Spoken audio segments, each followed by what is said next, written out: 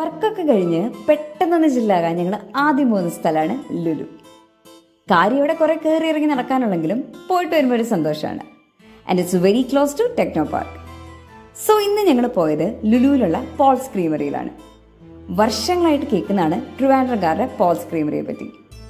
It's bit an expensive site, but ആ quality and ക്വാണ്ടിറ്റിക്ക് worth it ആണ്. We tried Cloud9 and caramel meltdown. രണ്ടും നല്ലതായിരുന്നു, but personally caramel മെൽഡൗൺ ആണ് കൂടുതൽ ഇഷ്ടപ്പെട്ടത്.